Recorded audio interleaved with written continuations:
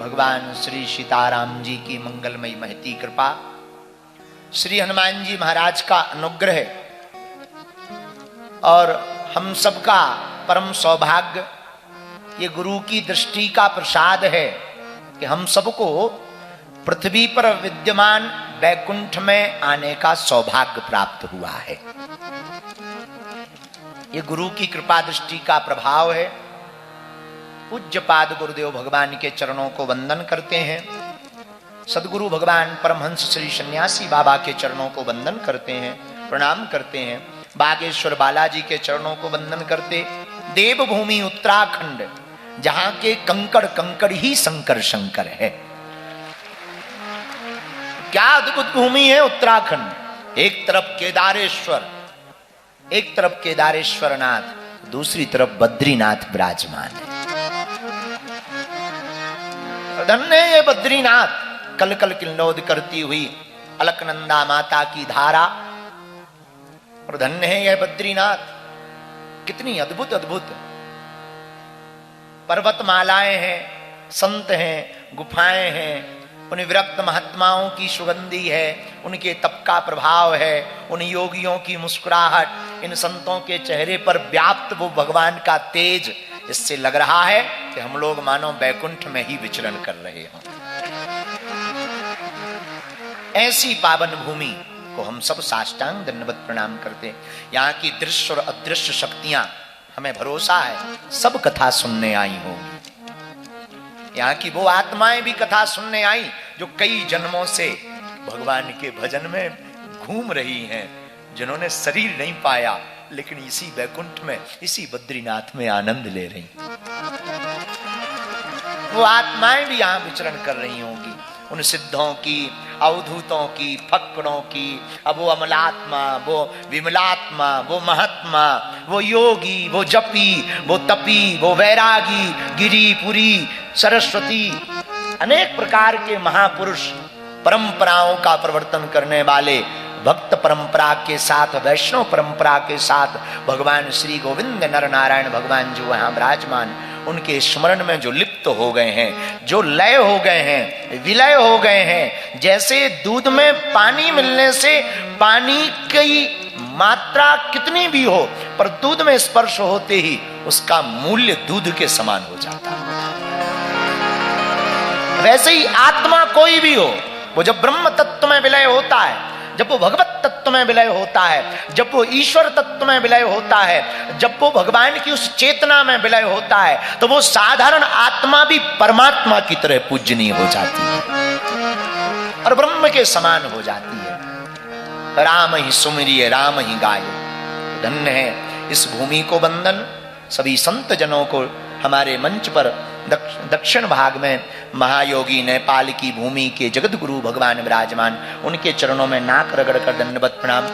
पूज्य महाराज श्री जी उनके बगल में, उनका नाम लेने में हमें अपराध लगता है, तो पूज्य बद्रीनाथ वाले महाराज जी ही बहुत हैं।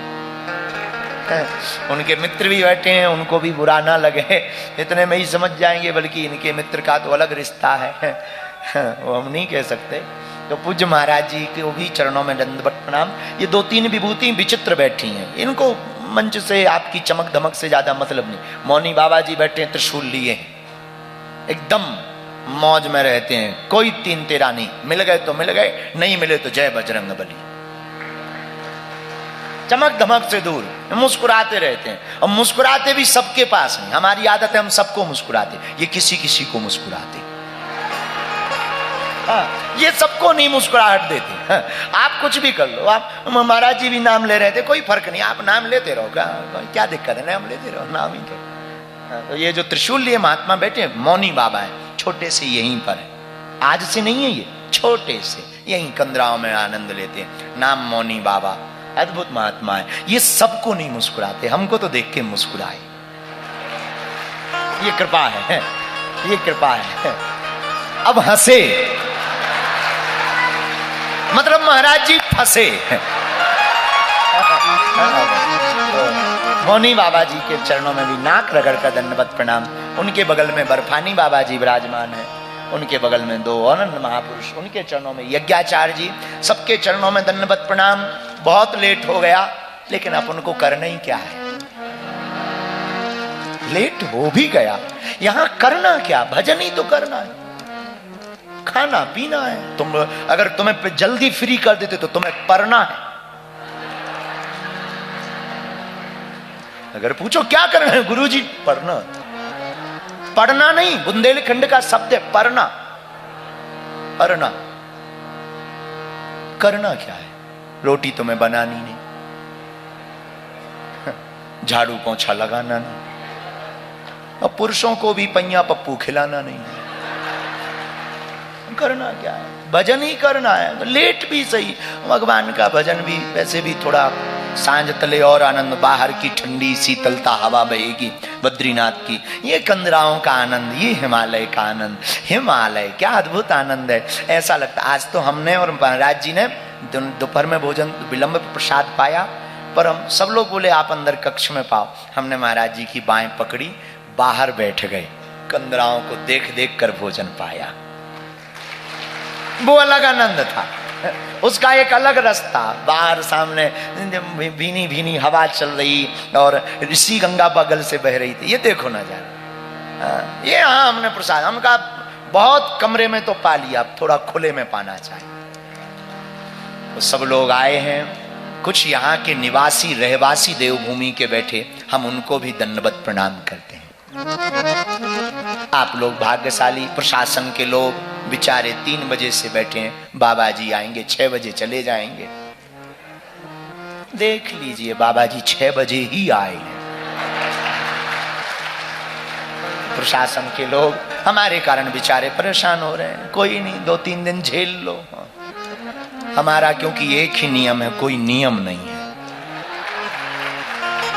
तो प्रशासन के लोग, यहाँ के सम्माननीय गण, मंदिर की पूरे अधिकारी गण भी विराजमान हैं, हम सबको दंडवत प्रणाम करते हैं। और पूरी मंडली बागेश्वर धाम की समिति भी आई है जो 3 दिन तक आनंद ले रही। आप सबको कली कुरुशेखर पावन राम सीता राम।